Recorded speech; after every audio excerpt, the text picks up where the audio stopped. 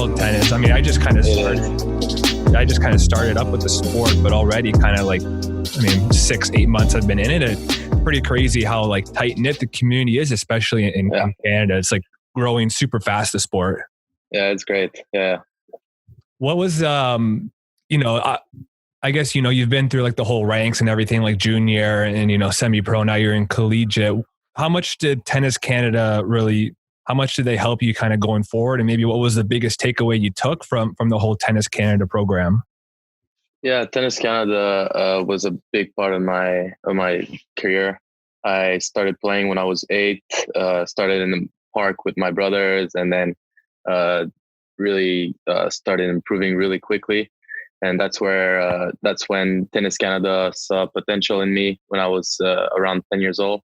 And so they decided to open this program with Andre Laval, where they would do just like some private lessons and just a little follow up with young players like me, Felix, Nikkei. So it really started there, and after that was in that program for 4 years actually, and then took the step to go to the National Tennis Center, also in Montreal, and after that decided to go to college.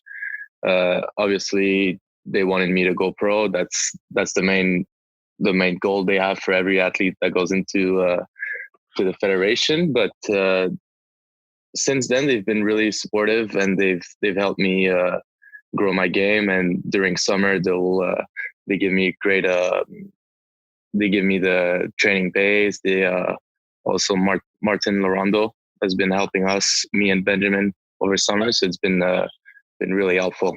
Mm-hmm. I like to kind of think of tennis that there's kind of 4 foundations or 4 parts of tennis to work on. There's like the physical part of it, the mental part, the technical part, and then the strategic part. Over, your past, 10 or 12 years, what has kind of been the piece that, stuck out to you the most, that's been the most important to work on?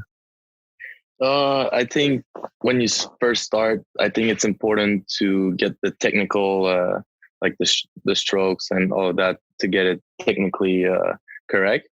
I also think it's important to start having a little bit of an understanding of how to play tennis, because that's very important. And I think the earlier you learn it, the better you'll be, and you'll start thinking more and just seeing the game differently. So I think again, technically and mentally, just strategically speaking, it's important to start off with that. And I also think when you get to 14 or 15 years old, then you start thinking more physically, trying to improve physically, going more to the gym, running a little bit more. And then what was the 4th component? I think technical or mental. I think you kind of touched them on all there. Yeah. Mm-hmm. The mental one was such a huge one that I kind of realized when I started playing tennis, because I mean, I watched a lot of tennis beforehand, and I see the game, I can see the strategy the players are doing, I see the shots they're making, I see the runs they're making, but you can't see what's going on in their head. And then not until I started playing tennis, and I'm like, oh crap, like this is a lot harder than it seems. Like you get tensed up. The biggest thing that I struggle with, and I'm sure, tennis players at one point or another go through it in their career, is, I try to be maybe sometimes too tentative with my shots. I don't want to overhit them. And then I end up not having a good shot because, I'm not putting all the power in it. As a tennis player that's, been playing your whole life, how do you kind of balance the, hitting a shot with good power and, with good intent? And how do you balance that with the fear of not overhitting it? Yeah, I think that's a great example of where you need to be mentally really strong. Trusting your shots, and just, I think where I start to trust my shots is during practice, doing that shot over and over again, and just putting it in place so that when I get into a match, then I can apply that. But there's been a lot of work mentally for me when I was 12, 13 years old, just working with a psychologue and just really trying to trust and have confidence in myself. So that really helped me. Yeah. Watching the Australian Open, one guy that I feel like really kind of exemplified hitting with power and hitting with pace was Dominic Thiem. And like I watched his match versus Rafa Nadal, and then he played Sasha Zverev, and he just killed both of those guys with his forehands. It was unbelievable. And I saw before that you actually had the chance of meeting Dominic a year or two ago. What was the biggest takeaway you took with that short amount of time with him? I think I learned a lot. I hit with him twice during Rogers Cup, and really nice guy. So he was open to giving me tips and stuff. And one of the big tip was, like I just said, is building your shots and confidence in practice. Because when I practiced with him, he was going 110%, and every shot was as hard as he could. And I just asked him, I was like, "Do you hit like this hard in matches?" And he says, "I don't hit that hard, but I do hit pretty hard." And that just comes from practicing so much and practicing that pace. So I really learned. Yeah. Cause I watch a lot of Dominic Thiem videos, practice videos and stuff. And I'll always see in the YouTube comments, people will say like, "Oh, he's practicing too hard. He's putting too much effort into the shot. Like he's going to injure himself or something." But I feel like you got to kind of in practice, you got to get that mindset down pat of hitting the ball that hard so that when it's game time, those actions are kind of almost natural. Cause for me, myself, I can, in practice, I feel like, I'm not anywhere good, in professional level of tennis or anything, but I think I hit the ball pretty decent in practice and stuff. But once the game kind of gets started, I start tightening up and my shots go, down the drain. So I think you got to kind of have the mindset of Dominic where, in practice, you go 110% so that your body's used to going 110% when there's points attached to things. Right, exactly.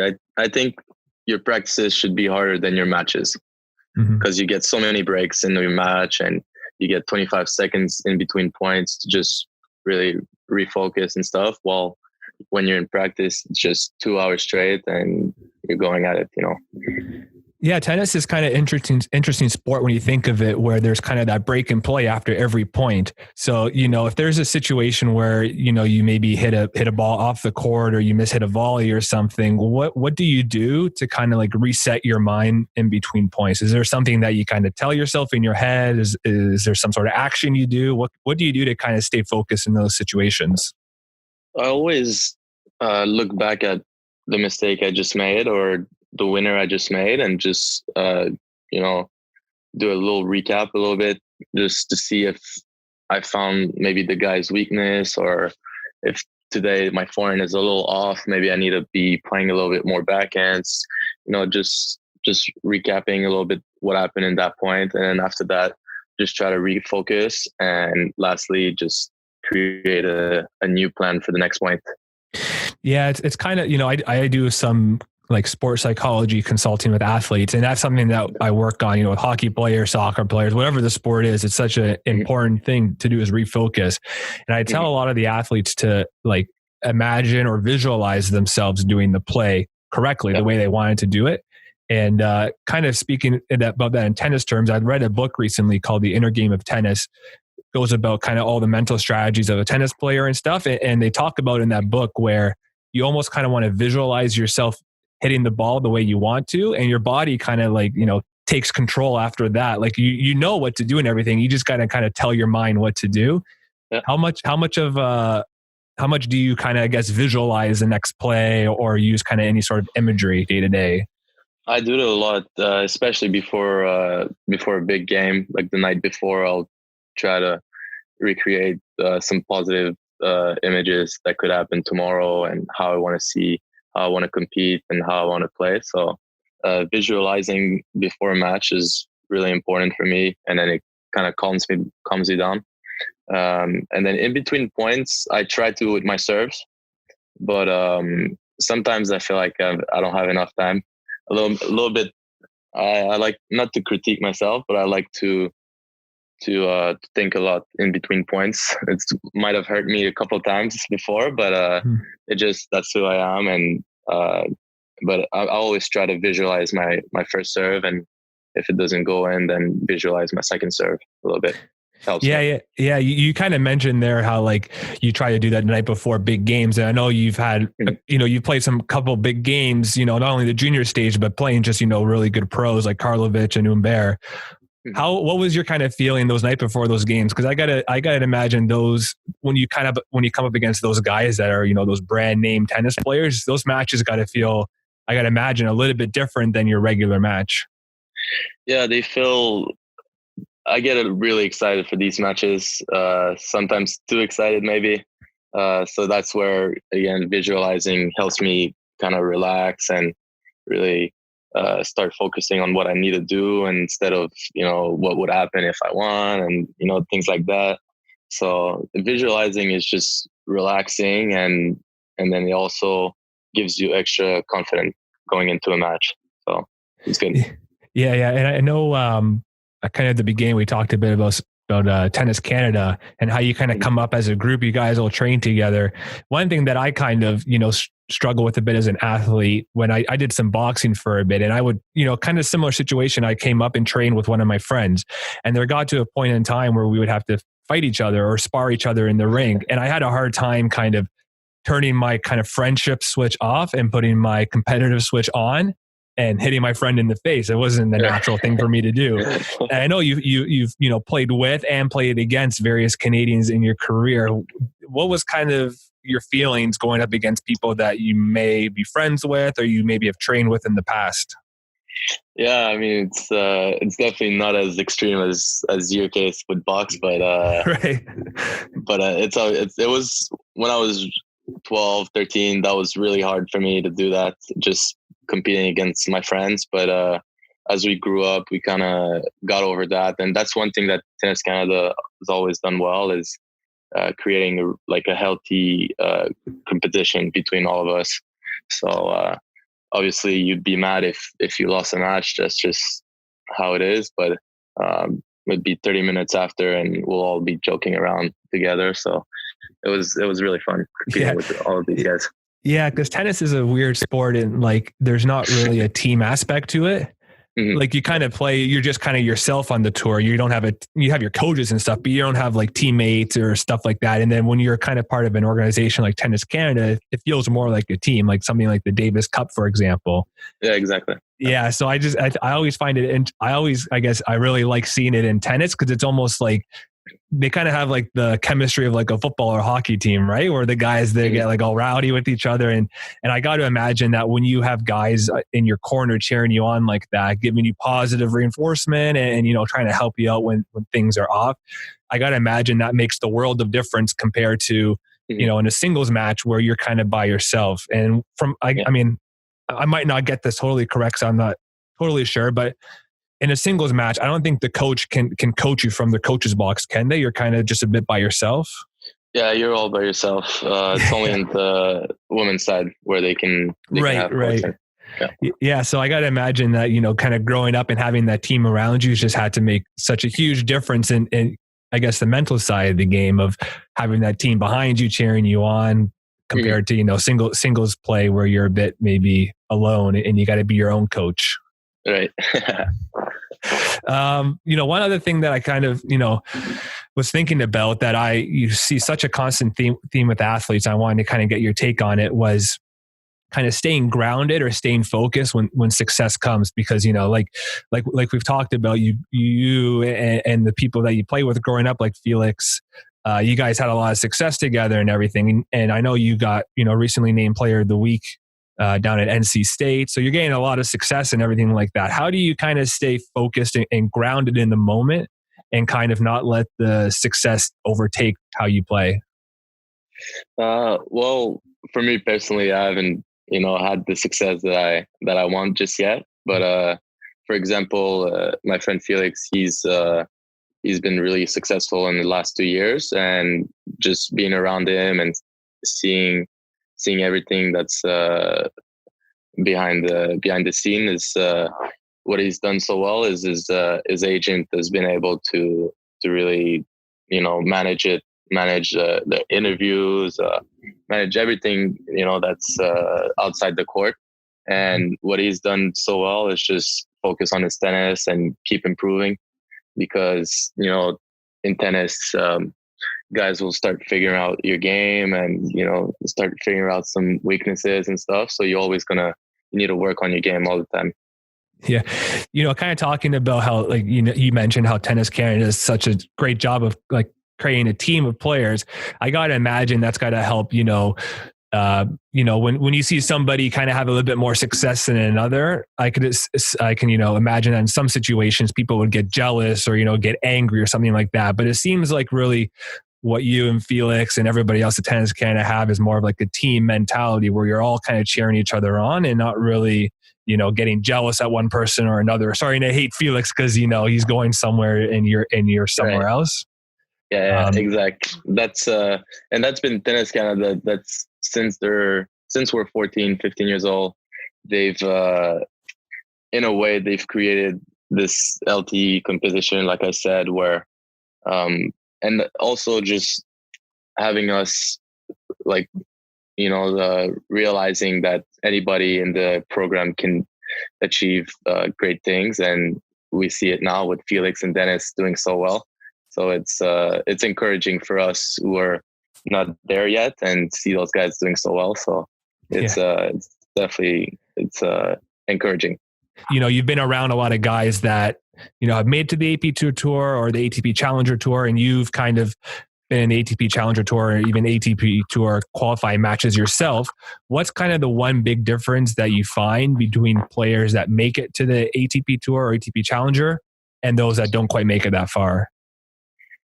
I think it's more mentally. The top guys, they get to 4-all or tough situations, and they always find a way. While guys that are 250, 300 in the world, they have the game like on any day to beat any of these guys. It's just mentally and also being consistent. Mentally consistent and results being consistent. So I think that's the big difference. Yeah, it's crazy again, like we mentioned how much of a mental game tennis is, and it was so evident in the Australian Open. Like Djokovic in the final when he was down 2-1, I think he came back and won, and like the amount of games that Federer was down, like he was down that tiebreaker to I think Millman, maybe the round of 16, and then he was also down again to Sandgren from the States, if I'm pronouncing his name correctly. But just like, it's crazy when you think about it, just how mental the game is. And, I always, when I speak with my athletes and stuff, I always try to convince them at least to put as much focus in your mental game as you do with the physical game. Because, your mental game, just you can have all the talent in the world, but if your mentality is not there, then you can't really capitalize on your physical skills, which I'm sure, you've seen or experienced time in and again and whatever. Mm-hmm. And I think that's right to emphasize the mental game, because like you said, it's so important. And I'm going through it right now, also seeing those top guys and how strong mentally they are. So it's a good thing. Yeah. Do you think there's like an age where it's like too young to work on the mental game? Because I wonder if you got a kid that's like 4 or 5 years old, do you think it's too young then, or you think you might as well just give it a go right from there? I think it's a little too early for me. But I started playing at 8 years old, so that was not the first thing I was thinking about. I think you should let the kid enjoy for maybe 2-3 years and let him get to that point where he wants to be competitive with his tennis, and then you can start bringing up that aspect and giving him that knowledge. Yeah. Another thing too that kind of messed with me mentally when I started playing tennis was how small the court seemed to me. Kind of when I started playing, like on TV, that court seems huge. It seems like I could drive a transport truck through it. And then I get there and it's like, oh my God, I'm going to overhit every shot that I have. So really what's, you kind of mentioned it yourself, how in between points, you kind of do some sort of visualization or kind of reset routine, I guess. I've been trying to do that myself too. And one way that I kind of try and reset myself or try not to get too emotional, I kind of wanted to get your take on it. If you've had any experience or had any thoughts on it, was, we like to kind of think of things as good and bad. And in the book, Inner Game of Tennis, they give a really good example of, you have player A and player B. Say player A hits a cross-court forehand that, blows by player B. Well, Yeah. player A thinks that's really good, and player B thinks that's really bad.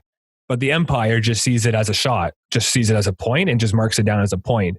And what the book really talks about is trying to get almost the mindset of an umpire, where you're just looking at shots as kind of in or out, rather than good or bad or something. And that's really kind of helped me as I start to play tennis more. Because when I attach value to my shots, like that shot was really good or that shot was really bad, then I start to get like really emotional and I get super excited or I get super depressed, and then kind of, whatever happens after that happens after that. But when I tell myself, that's just a shot that went in or shot that went out, it's kind of helped me a bit relax and not get too flustered or emotional. Yeah, I mean, I really like that perception of judging your shots and stuff. I myself try to put no value on each point. Not that and I also think that every point is the same, just no important point really. It's easy thing to say, but it's harder thing to imply. But I like that perception, that mindset where you go into every point and you think like an empire. Yeah, I'll have to try it out. I mean, there's a lot of things about being an umpire that isn't good, especially if you're reffing a Nick Kyrgios match. But other than that, I mean, just the viewpoint of the umpire there, it's just something that I kind of do with like, you can do with like a hockey referee, a football referee, or whatever. That's something that's just kind of helped me personally. Yeah. Yeah. And then another thing, that I've kind of really struggled with, is just really the mentality when I play singles versus doubles match. Because when I play singles, I guess I'm a little bit more free with my shots. I can kind of, give more of pace in it. I'm less worried about hitting it out. As soon as I play doubles, I'm like worried that if I mess up, my partner's going to get pissed off at me or something. Yeah. I don't know if when you started playing doubles, if you had any thoughts of that, or maybe it was a situation where you had already had so much exposure to tennis that you didn't really think of it that much. Yeah, I see that so often where guys will feel bad for missing a shot in doubles, but I think that's how I grew up, was with even Tennis Canada and just my parents and stuff. Especially for doubles, it was just about going out there and having fun with my friend, which most of the time was my double partner. So I didn't really get too sad or anything when I would miss a shot. It was just playing for fun. But now growing up and I'm playing a little bit more doubles and it's important matches and stuff, I think the guys do understand that everyone makes mistakes and stuff. So I've sort of I've accepted, Yeah, you made your peace with it. Yeah, exactly. That's such a, one of the crazy stats that I got told, about, the best tennis players like Federer, Djokovic, Nadal, they only really win like 55% of the points or something crazy like that. Like it's so close to 50-50. And another thing that I try to tell myself and my athletes too is like, I'll take a hockey player, for example, where the hockey player, he makes a turnover and he gets mad at himself for making a turnover. And I go, you think like Sidney Crosby's made 0 turnovers in his life? Like every game he's making a turnover, right? It's the exact same as tennis. Yeah. Roger Federer isn't hitting every shot perfect. Neither is Djokovic, Nadal, Sasha Zverev. None of these guys are hitting every shot perfectly. So why should I, everybody wants to hit the shot perfectly, but, it's kind of having realistic expectations, I guess, which, I think is hard when you play a game like tennis because, it's weird that every point kind of seems important in my mind because like you only need 4 points really to win, 4 points to win a game or a set or whatever. And, that's just kind of, one thing that's kind of stuck out with me and helped me a lot is comparing, the mistakes the pros make to the mistakes that I make. Yeah. And, no, it's hard. It's hard to not judge when you're making a mistake and stuff. But like you said, you start making peace with it. And, I've played many matches. So you start seeing this trend coming up every time. And it's like 55.1 and 45% point loss. So there's just small details like this that makes a difference at the highest level with guys that are top 100 and guys that are top 300. So small details. Yeah. Kind of on that note, last thing I wanted to ask you. switching from Alexi, the player, to Alexi, the analyst, when you're watching tennis, what are you focusing on? Are you focusing on the forehand, the form, the backhand? Are you focusing on the player's mentality, their body language? What's the one thing you're kind of focusing on when you watch a tennis match? I would love to study mental games, but it's so hard to know what the guy is going through and get inside somebody's head. But what I do when I do watch tennis, I like to watch the guys' patterns and how effective they are with their serves. How they're mixing it up and stuff like that. Technically, I don't watch too much just because I think everyone has their own technique. And then physically, just footworks and how well they can run out to balls and see if they're lean and what's working for them, help like with their diet and stuff like that. So always trying to learn more. Yeah. I like how you kind of said how you don't really focus too much on the technical piece because everyone's kind of got their own form.